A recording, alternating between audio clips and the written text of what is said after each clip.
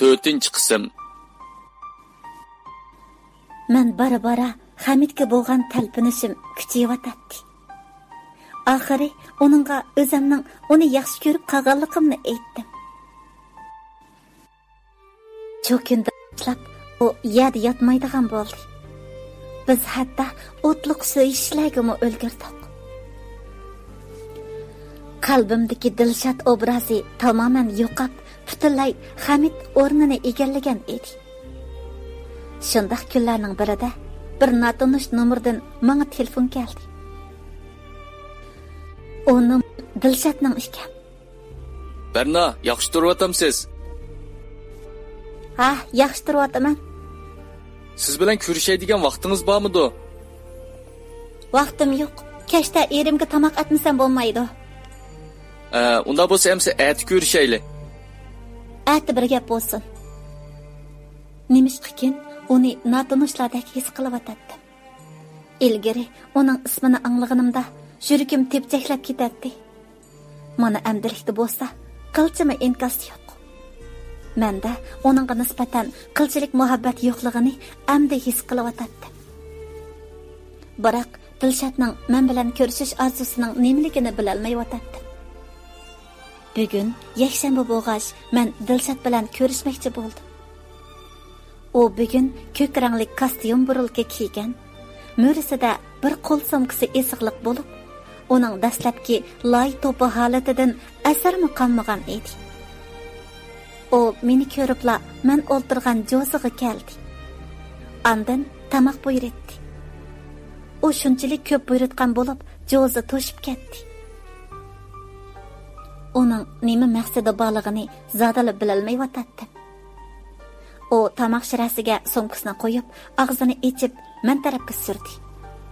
Ondan menga: "Mana bu 100 ming yuan pul. Endi eringizdan ajrashib, mening qishim qaytib keling. Men siz ko'zlagan nishonga sizni yetkazaman. Dastlab siz mush pulni deb meni tashlagan, meni sahrolik deb yaratmagan. Men sizning shu chaqdagi hayvongingizni yerga urg'il keldim." Siz nima demoqchi? Men hargizmi siz o'ylagandek odam emas. Ayni chaqda siz men uchun bir qurbonlik berib boqqanmidingiz? Sizning naringiz o'g'il bola. Siz meni o'zingizni ko'z-ko'z qilish uchun chaqirganmidingiz? Men-chu qarang, sizdeklarga qat'iy qiziqmayman. Yana bu sesiq pullaringizni chekingizga tengib eling. Shundaq debla ketib qoldi. Yo'l bo'yi yig'layapman. Dilshodning menga deganlari menga qiladigan haqorat ekanligini bilib turibdim. U nimishqa shunday qiladi? Men uningga nima yomonlik qildim?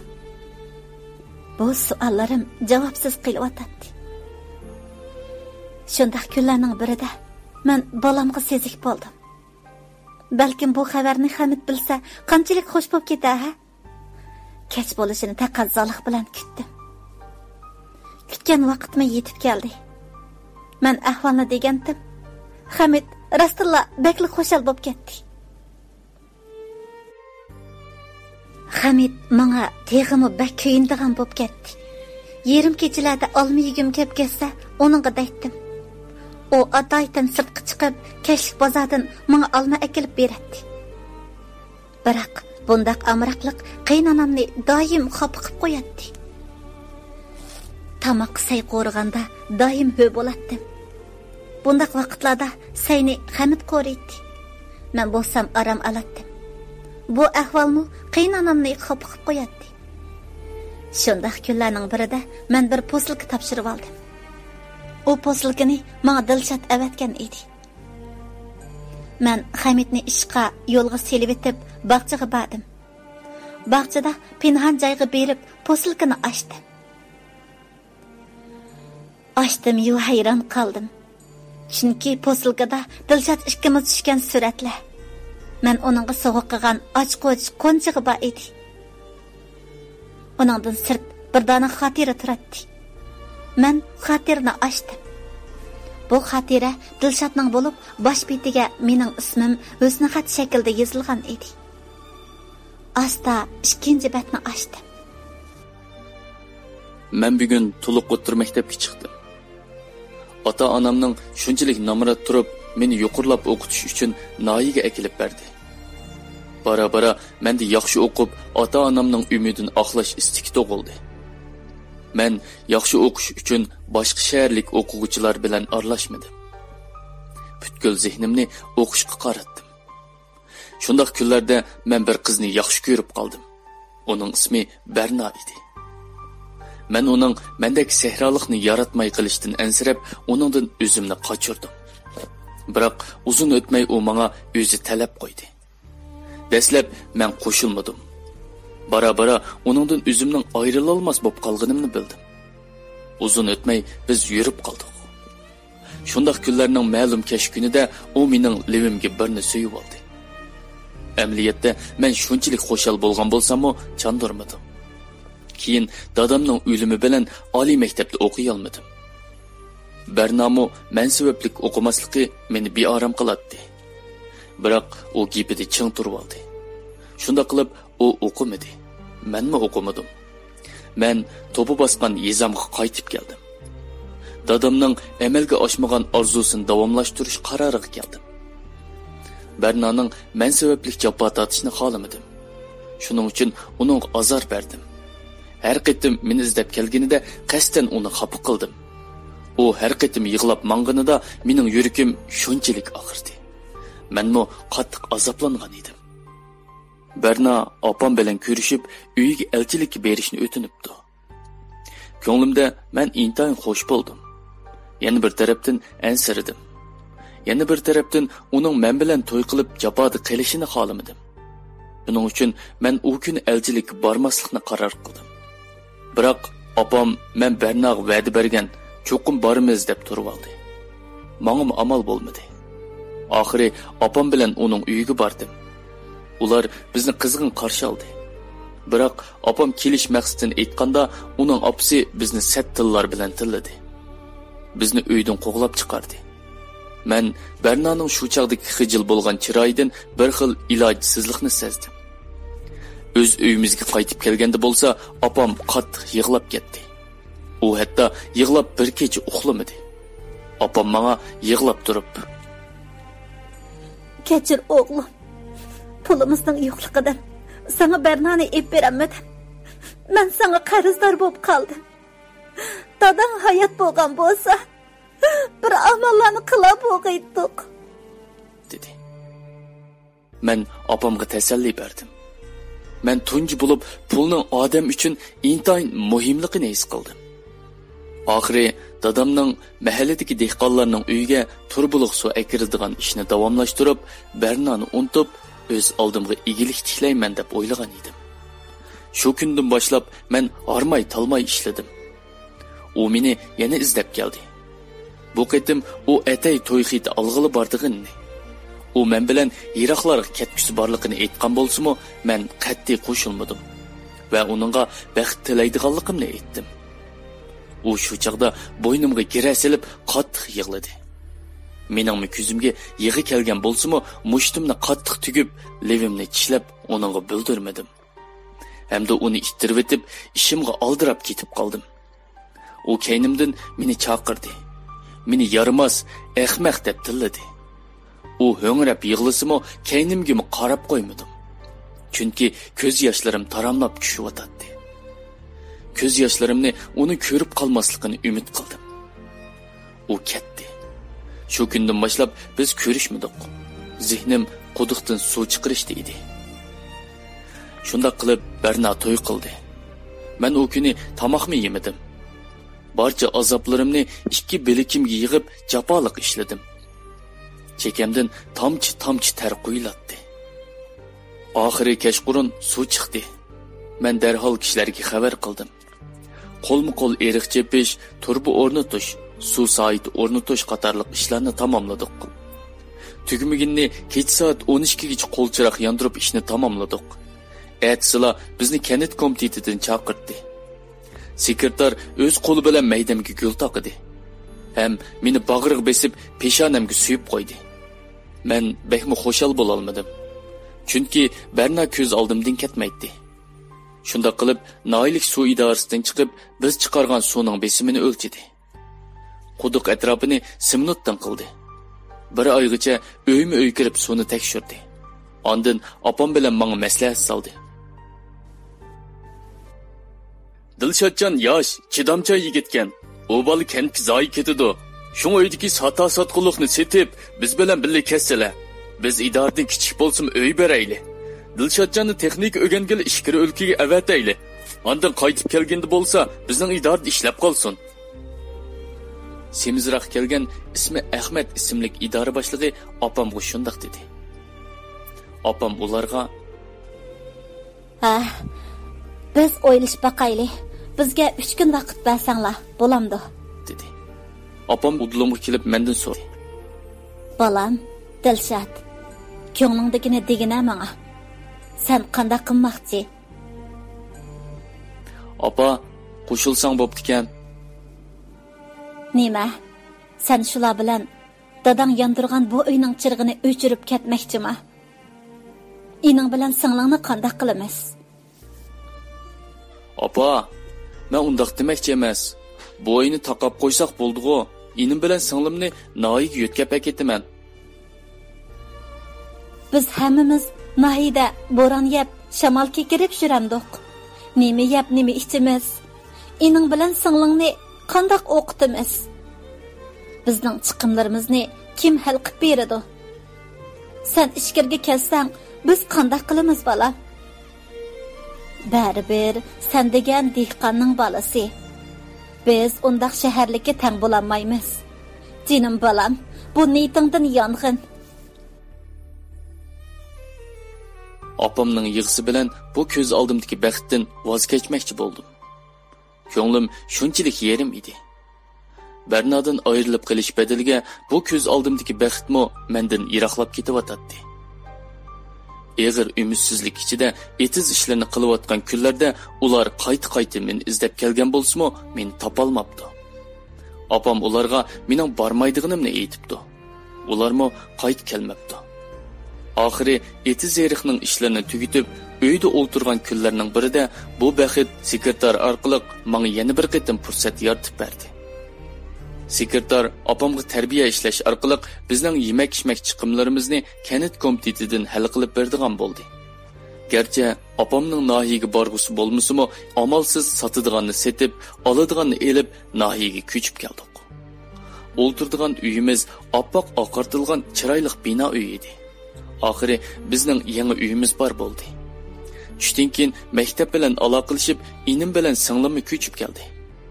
Bu ishlarda boshdan oxiri Ahmad akam bizga bosh bo'ldi. Men uningdan to'liq minnatdor bo'ldim. Men aeroplanda o'ltirib baxmagan. Tunji bo'lib, bugun aeroplanda o'ltirib, poytaxtimiz Beyjonga qarab uchdim. Ko'zni yumib ochqichi bo'lgan bir soatlik parvoz qilish ostida Beyjonga tushdim. Qatar silingan binolar, kengri silingan asfalt yo'llar, mig'ildab yurgan odam to'pi, har xil shakldagi mashina, o'tishmi ko'riklar bu shaharning go'zalligiga o'sin qo'shib turadi. Men bir taksiga chiqib, men o'qiydigan maktabning adresini berdim. Mashina bir oz mangandan keyin Tiananmen maydoniga keldi. Maydon o'tirsidagi bayroq xodisida 5 yulduzliq davlat bayrog'i lapildab turadi. Men maktab udulida tushib qoldim va kirani birib etib maktabga kirdim. Yo'g'on ayvatlik darvozadan o'tib bir bog'chaga kirgandek bo'lib qoldim. Qatar ketgan dal-daraxtlar, o'ppida echilgan gullar, maktab ichidagi yog'och o'rindiqlar ixtiyorsiz odamning maylini o'ziga tortadi. Shunda qilib, men bu maktabda 1 yil suv ishlar texnikasini o'rgandim. Bu jarayonda Wang Hao ismli bir Hanzu yo'ldosh bilan tanishdim. U Beyjinglik bo'lib, mashina remmontxonasi bor edi. Ba'zi vaqtlarda o'qishdan sirt mashina remmontchiligini o'rgandim. U o'rganish bosqichida menga oylik pul beradi. Bara uning bilan yaqin do'stlardan bo'lib ketdik. U yaxshi yigit edi. Men o'qish bitirib yurtga qaytib keldim. Inim bilan singlim maktabda yaxshi o'qib etibdi. Opammo obdan turibdi. Shunda qilib men noyimizda suv idorasida ishladim. Bu jarayonda Wang Hao yurtimizga keldi va menga shaharning avot yerdan uy ijara elib berdi. Ondan mashin setish, remont qilish do'koni ochdim. mahallamdan emgak kuchi ko'p odamlarni olib kelib, ularni do'konga qartib qo'yib, ishimni qilaverdim. 6 oyga yetmagan vaqt ichida menmi ko'p pul topdim. Tunji bo'lib Bernan izlash xiyoliga kallamga kirib oldi. Shu jarayonda o'zimni bir ko'rsatib qo'yish uchun Bernan izlamoqchi bo'ldim. Uni topdim. Biroq u o'zini mendan qochirdi. Oxiri biz yuz ko'rishdik. Men uni ko'rgandagi hissiyotimni til bilan tasvirlab bera olmayman. U ozroq o'riqlab ketibdi. Sababini so'rsam, u homildor ekan. Endi bizning ishimizga eg'iz ochqil bo'lmaydiganligini tushunib yetdim. Biroq yana uning oldiga pul qo'yib, yerdan ajrashib ketishni aytdim. U qo'shilmadi va ochiqlab ketib qoldi. Men bo'lsam, yakki yegani o'ltirib qoldim. Oxiri bu xotirni Bernaga avatishni o'ylab qoldim. Chunki Berna haqiqiy ahvolni bilish kerak deb o'yladim. Dilshod Berna bilan to'y qilamdi. Hamid qanday qiladi? Diqqatinglar asarning davomida bo'lsin.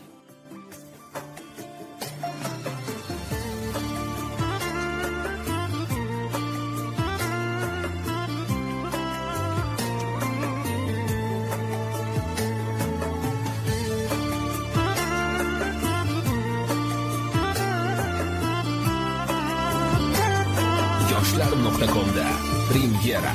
Seni Majnun hajringda to'lg'onaman, Layli misol vaslingda devonaman. O'zim bir bor qo'lingdan tutmay turib, yillar o'tsa yuzingdan qizg'onaman.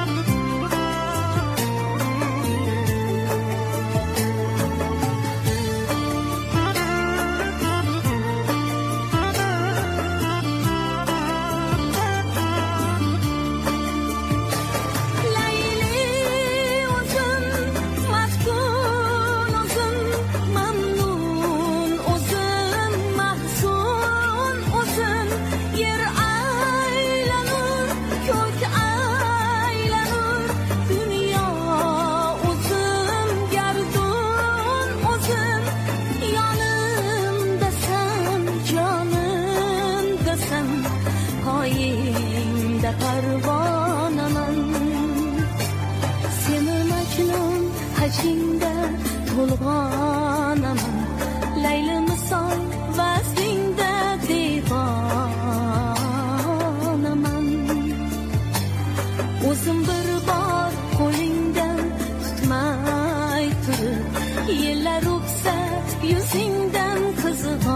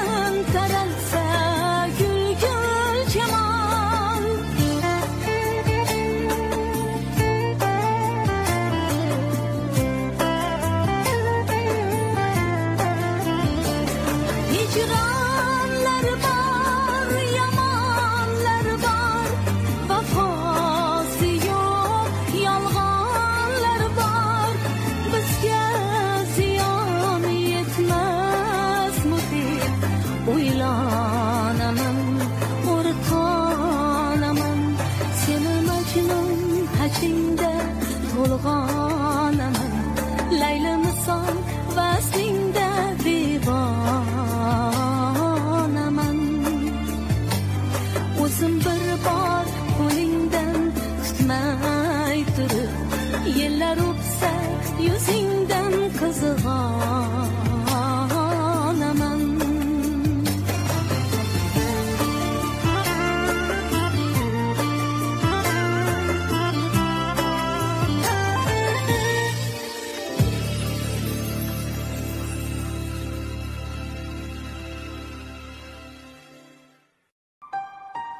5 qism. Shu kundan boshlab Dilshod mening yon telefonimga telefon qildigan bo'lib oldi. Biroq men dakki-dukkida edim. Chunki menga kelgan telefonni Hamid bilan qaynatam cho'qim bilmasligi kerak. Ko'z oldimdagi bu baxtni saqlab qolishim kerak edi. Bara men Dilshodning telefonini olmaydigan bo'ldim. Biroq shunday vaqtlarda u qayta telefon uraveradi. Yana olmaganimda bo'lsa, uydagi muqim telefonga telefon qiladi. Bara uningdan jirginishga boshladim. Qo'sqimmo kundan-kunga yo'g'inashga boshladi. Dal shunday kunlarda Hamid menga telefon urdi. U yangi do'st topganligini, kechda uyga boshlab keladiganligini aytdi. Men tamoqqa tutish qilib, uzun o'tmay ular keldi. Hamid boshlab kelgani boshqa birisi emas, dal Dilshod edi. Hamid uni menga tanishtirdi. Men qasdan uni tanimasga silib oldim. Dilshod chandurmadi. Men ko'nglimda o'yladim. U nimishqa uyimga keladi? U mening baxtimga to'sqinlik qilamdi. U shunday qilib, endi nimaga erishmoqchi? Men Hamidga aynan ahvolni aytsam, uning ko'ngli yerim bo'lib qolarmi? Shularni o'ylab o'tdim.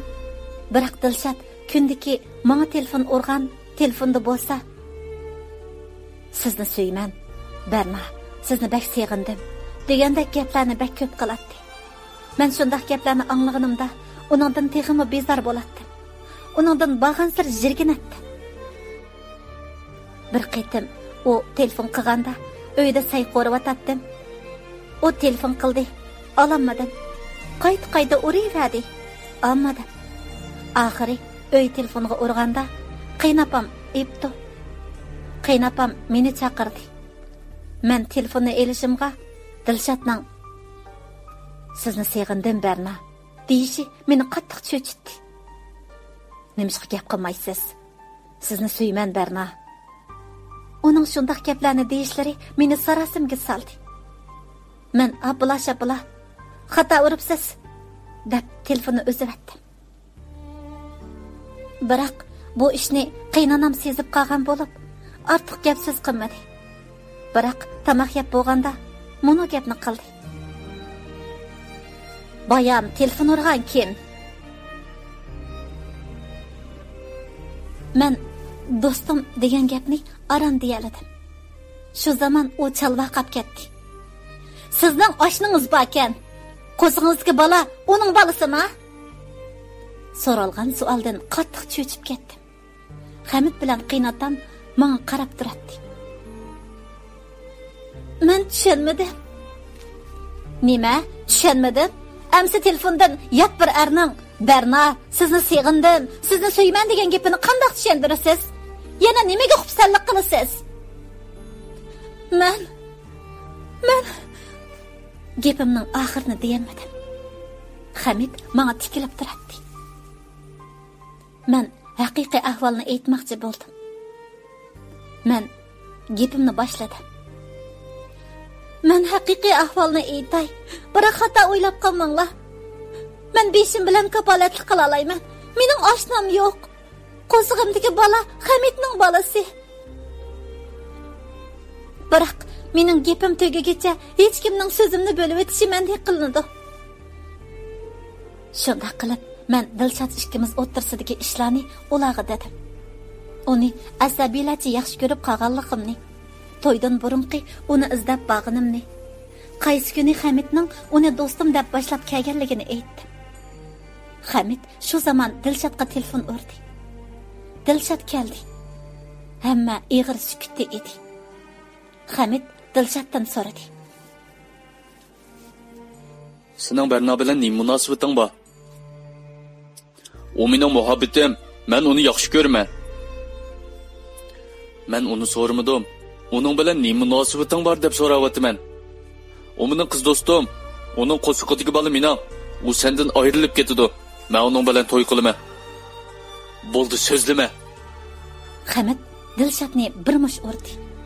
va meni bir shapaloq silib, hozirla bu uydan ketishimni aytdi. Men yig'lab yalvarsammi, o qilchilik ishonmadi. Men Dilshodning yaqisiga esildim. O nakaz! Sen meni vayron qilding. Men o'lsam seni hargiz kechirmayman. Men shundoq dedim-da, opamning uyiga ketdim. Kuz oylari bo'g'ash, yo'l bo'yidagi xazarlar shamolda chachqi bo'lib tushmoqda edi. Men o'zimni o'sha xazarlardek his qildim. Asta, ig'ir qadamlar bilan chuvilgan chachlarimni o'ngshimasdan opamning uyiga keldim. Opam nemish bo'lganini so'rab edi. Men yig'lab turib, bo'lgan ishlarni deb berdim. Opam qattiq yig'layotdi. Chunki u Dilshodning bundoq usulda o'ch elishini o'ylabmi boqmagan edi. Kunda o'ylaydiganim Dilshodning menga qilgan qiliqlari edi. O shundaqdimi menga telefon qilishni to'xtatmadi. Naqamga o'sh bo'lib ketyapti. Angbak ichim ochiq bo'ladigani Hamidning telefonimni olmasligi edi. Shu ko'ngilsizliklarni o'ylab, kundan kunga tushkunlashib ketdim. Dadam opam ko'p nasihatlarni qilsa-mu, qilcha qulog'imga kirmaydi. Oxiri Dilshod uyimizga meni izlab keldi. Biroq opamning til ahanatlaridan qo'rqib ketib qoldi. Hamiddan yanala qilchilik xabar yo'q edi. Bara-bara ay kunimga yaqinlashib qoldi. Kech kunduz o'ylaydiganim sog'-salomat yangi berish edi. Oxiri kutgan kun yetib kelib, ko'zim yurdi. Qiz tug'dim. Biroq Hamid kelib qo'yaymi deb edi. Onunga uchur yo'llagan bo'lsam-mu, inkos kelmadi. Shu kunlarda bo'lsa, Dilshod kundi kelib turdi. Biroq uning kelishini opam bilan men qarshi olmasam-mu, u yana yuzini qiylan qilib kelaverdi. Uning bundoq avara bo'lib kelib, nimaga erishmoqchi bo'lganini bilmasam-mu, biroq Hamidning yo'qligini u faqat bilindirmadi. Har qitim kelganida quruq qo'l kelmaydi. Opammi uni ko'rganda endi chalva qilmaydigan bo'ldi. Shundoq kunlarda u menga bir gapni qildi. Barna, biz to'y qilayli. O'rnimizdan turgandan keyin Hamiddan ajrashib keting. Vayron bo'lgan baxtimizni qayta qo'lga olayli. Gerçi Rana menga o'z bo'lmasimi, uni sizni yaxshi ko'rgandek yaxshi ko'raman. Uning dilini og'ritmayman. Siz nima da'vatsiz? Qalbimda sizga nisbatan muhabbat qolmadi. Bizning ishimiz burunla tugagan Dilshod. Men yanala Hamidni yaxshi ko'raman. Shunga sizdan o'tinishim, haqiqiy ahvolni Hamidga deb, mening pokligimni qayta qo'g'dab qiling. Men Hamidga tava. Bu Hamidning bolasi. Meni unutib ketdim. Men sizni burunla unutib ketganman. Yo'q. Men sizni qo'sh-qo'llab haqqi berib etemdim. Men sizni yaxshi ko'raman, Barna. O qat'iy irodaga kelgan bo'lib, meni qat'iy bo'sh qo'yib etmaydiganligi aniq edi. Mening uningdan qutulmag'im tas edi. Menda uningga nisbatan qilcha muhabbat qilmagan edi. Ko'nglim yerim bo'lsa-mu chandirmadim. Kunlarim Hamidni seg'inish, bolaning kiyimlarini almashtirish, uxlatish, tamoq yegizish qatorliq ushaq ishlar bilan o'tib ketyapti. Kunlar birining kaynidan biri qo'g'lashib, mana qizim Ranamu 3 oylikdan eshibdi.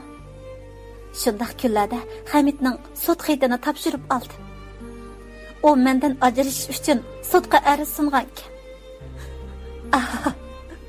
Bu azobni qanday qilay?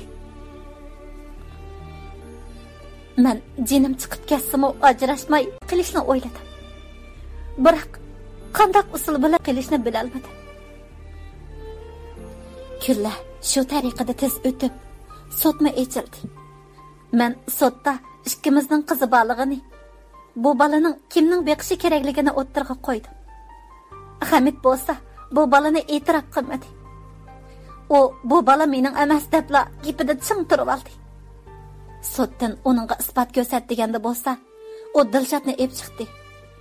Dilshat bu balaning o'zining balasi ekanligini, meni bo'lsa burunqi loyiqim deb tanishtirdi. Men bu javobdan o'zimdan ketgila qil qoldi. Shunda qilib, men xalqi olam oldida napak ayol, eridan yuz o'rgan, sirtdan homildor bo'lgan nomussiz ayol ataldim. Men bu batnomlarni ko'tarib nega boray?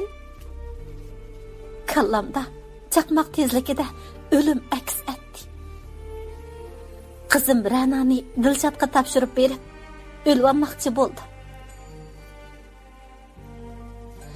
Men bir parcha xat yozdim. Xatga monolarni yozgan edim. Dilshat, Ranani sizga topshirdim.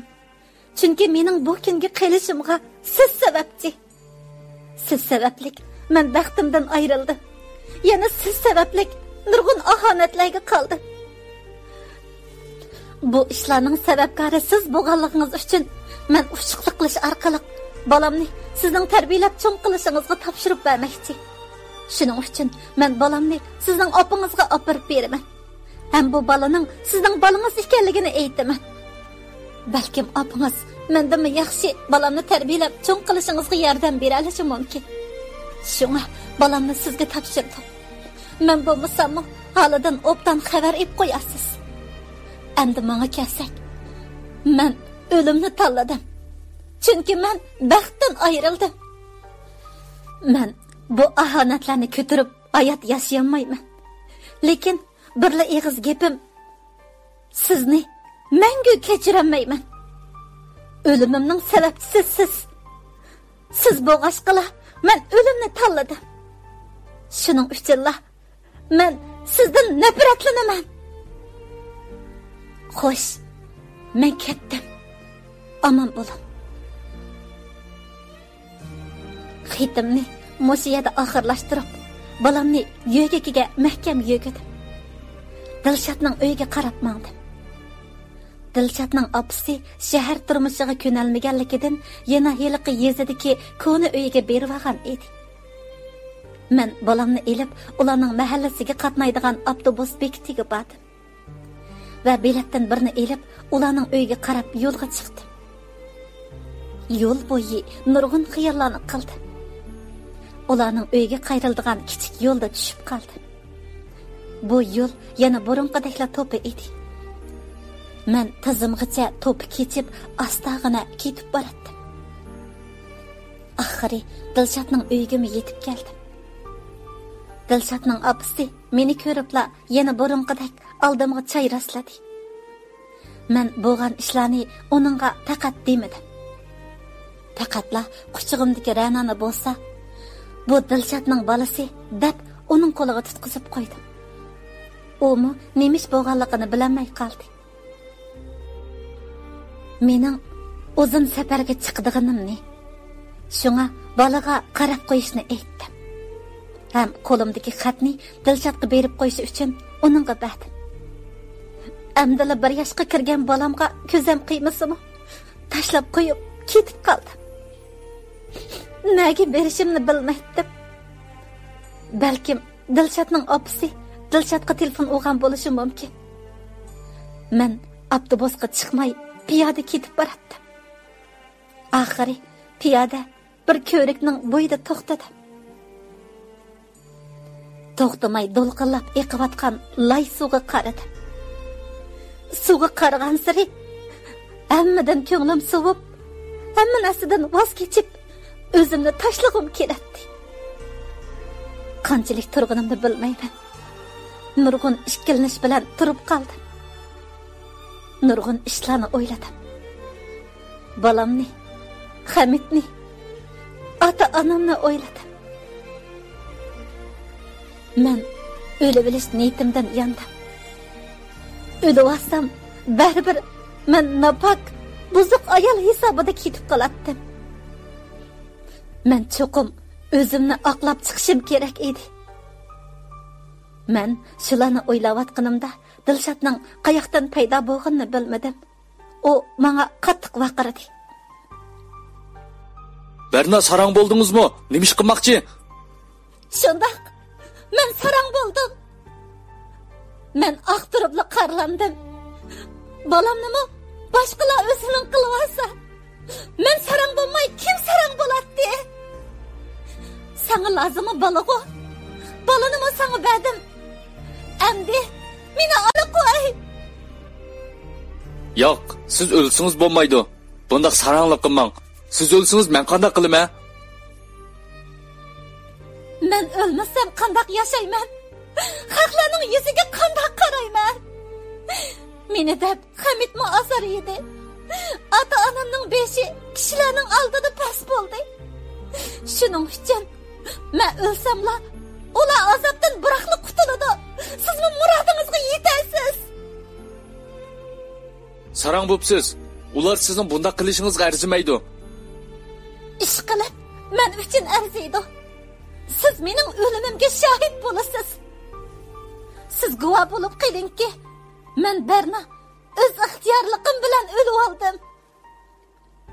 Shundaq debla ko'rikning reshatkasiga esildim. Dilshatning chiroyida qon qonmadi. U qo'rqqan edi. O'lik ovozda: "Undaq qilmang Berna, undaq qilmang. Siz nima desangiz shuni qilay. O'tinib qolay Berna, undaq qilmang." O qattiq esadab yig'layotdi. Men uningga shart qo'yib, niyatimdan yandim. O shartimga qo'shildi. Birinchi shartim: haqiqiy ahvollarni hammalarga aytasiz. Ikkinchi shartim: siz buzayotgan nikohimni asliga akilib berasiz. Uchinchi shartim shuki, ota-onamning obro'yini to'liq asliga keltirasiz.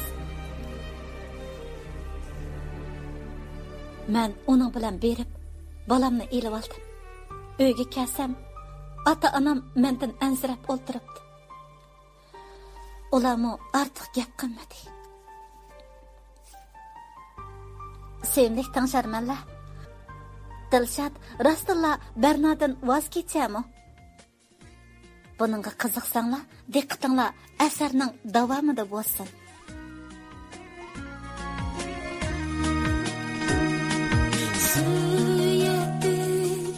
Men seni dilden yürekten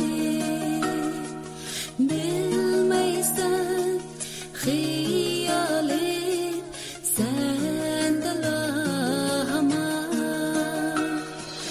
belki sen beperva karab söygünge unuttum kalbimde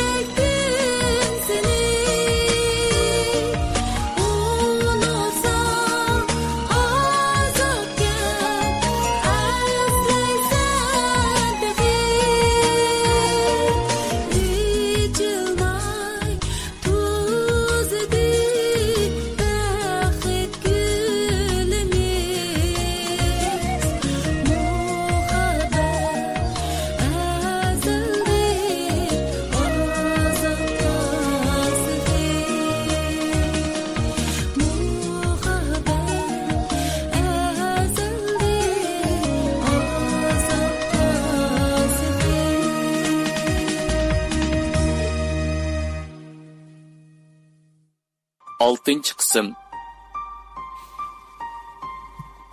Bugun Dilshatga telefon urdim. Dilshat mashinasini haydab keldi. Men balamni elib Hamidning uyiga bordim. Dilshat men bilan birga kirdi. Men eshik qo'ng'irog'ini bosganimda eshikni qiynanam ochdi. O ortiq gap qilmay bizni uyga boshladi. Uyga kirgandan keyin Dilshat qiynanamga haqiqiy ahvolni aytdi. Biroq qiynanam qat'iy ishonmadi. Ham mundaq dedi. Men ishonay, mayli ishonmay, sizlar baribir kechikdinglar. Chunki kelar hafta o'g'lim Hamidning to'yi bo'ladi. Endi sizlar kelib avara bo'lmanglar. Yo'q. Illik vaqirib etdim. Ham esadab yig'lab ketdim.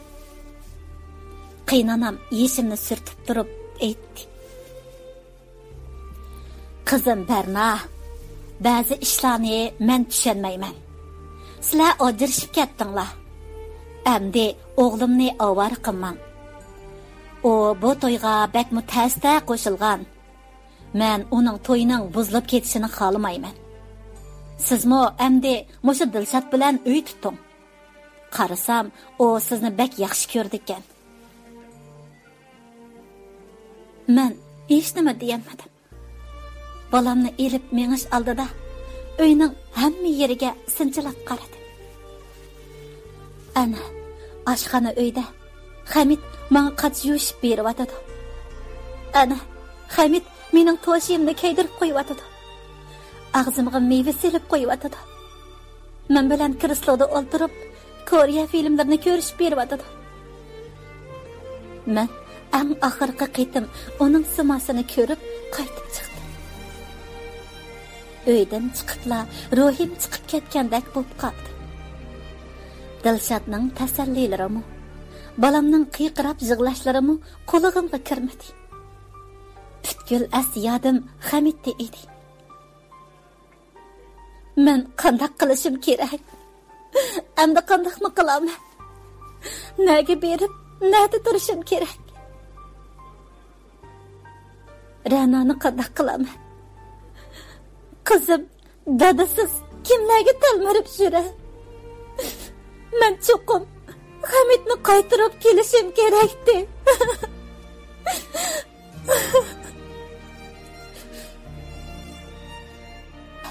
Dilshat bilan birga Hamidning ish o'rniga bordim. U ishdan tushmabdi. Shuning bilan uni saqlab turdi. Hamid ishdan tushib chiqdi. Uni ko'rdim. Uning oldiga yugurib bordim. U meni ko'masga soldi. Uning ismini tovladim. Hamid. O anglamasga selib oldi. Dal shu chaqda Dilshat uning beligidan tutib, uningga dedi. Ey, Bernasini chaqiryotdi. Chaqirsin imkorim, yo'lni bo'shat. Ketishdan burun sana deydigan gap bor, shuni men bilan mang. Nima gap bo'lsin mush yerda? Ranasining balang, mening Berna bilan hech qanday munosabatim yo'q. Bu gapingga hech kim ishonmaydi. Dal shu chaqda men gap qildim. Shunda hech kim menga ishonmaydi. Chunki meni yaxshi ko'radigan, menni suydigan odam ishonmagan yerda kim menga ishonsin? Hamid, agar yana ishonmasangiz, Ranani doktorxonaga olib tekshirib beqing. Buningga ishonmasangiz, men o'lim orqali pokligini isbotlab beraman. Shundaq debla Ranani Dilshatga tutqizib qo'yib, cho'ng yo'lga chiqdim. Jiroqdan kelayotgan bir yuk mashinasini nishonlab turdim. Mashina yaqinlab kelishiga men ko'zimni yumibla o'zimni otdim. Biroq bir kuchli qo'l mening beligimdan tutib olg'ashqa, men davomlashtirolmadim. Keynimga burilib qarag'animda bo'lsa, meni tutib olg'ani boshqa bir emas, dal Hamid edi. Shu an ko'zlarimga sig'i olashdi. Shu zaman uning bag'riga o'zimni otdim. Omu meni mahkam quchoqladi. Dilshod Ranani tutib, men tarafga qarab kulib turardi.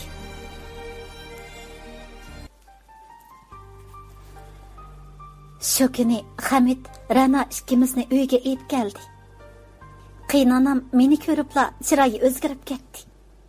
O Hamidga qarab: "Balam, bu nemish? Bernani nemishga akelding? Sen bu shunday qilib nimaga erishmoqchi? Bilib qo'y, o'tmish qaytalanmaydi. Ketgan vaqt keyniga qaytib kelmaydi. Shunga endi bu o'yinlarni yig'ishtirib olinglar. Sizlar ajrashib ketgan. Shunga sizlarning ishinglar endi qayta amalga oshmaydi." Apa, men Bernani yaxshi ko'raman. Rana mening yurak paramkan, men hamma ishni endi bildim. Shuning uchun men uni tashlab qo'ysam bo'lmaydi. Apa, shung baxtimga to'sqinlik qilma. Nima? Men sana texi baxtingga to'sqinlik qildimmi? Zumratga nima deysan? Uning ota-onasiga nima deysan? Unutib qolma. Sen-chu hozir qonuniy jihatdan Zumratning eri. Bilman apa, bugun berib ularga haqiqiy ahvolni aytaman. To'xta. Haqiqiy ahvolni ularga aytishdan burun Ranani tekshirtib baq. O sening qizingmi emasmi? Ma'qul apa. Shu kuni men Hamid bilan doktorxonaga bordim. Rana qizimni tekshirdik. Tekshirish natijasi chiqdi. Tekshirish natijasida Rana Hamidning o'z qizi bo'lib chiqqan edi. Hamma ish oshkorlandi. Shunga shu xo'shalligimizda uyga keldik. Qiynapam Ranani bag'riga besib yig'lamoqda edi. Voy omoq navram, meni kechir. Haqning gibiga kirib, sendan tinibdimiz. Seni bir haqiqatimi ko'tarib boqmabdiman. Omoq navram. Qiynanam menga qarab: "Berna qizim, meni kechir. Ko'nglingizga nohaq azob beribdiman. Ota-onangizga qattiq tegibdiman. Xolasangiz Ranani elib uyingizga qaytib tursangiz. Biz Hamid bilan Zumratning ishini tugitib, andan sizni uyimizga qaytirib akilib olaylik." Men qo'shildim. Uyga Hamid akilib qo'ydi. Uyga kirsam Dilshod, opam, dadam meni saqlab turibdi.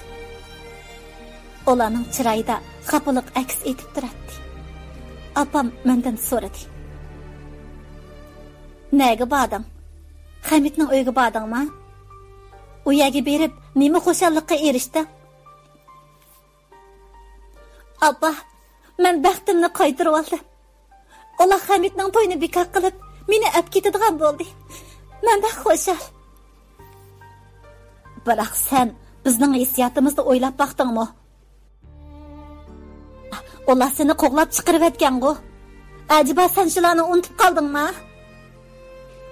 "Unutib qolmadim. U chaqda hech kim haqiqiy ahvolni bilmaydi. Shunga ulardan og'rinmayman. Men balamning dadasi uchun bo'lsa-mu, bu xo'rliqlarni unutib ketdim." Opam ortiq gap qilmadi. Dilshod ketdi. Dadamni kutubxonasiga kirib ketdi.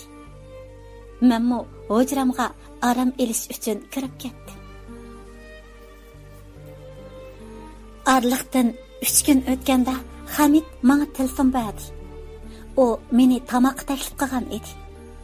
Men kechda Ranani elib boradigan bo'ldim. U meni og'ili keladiganligini aytdi. Men qo'shildim.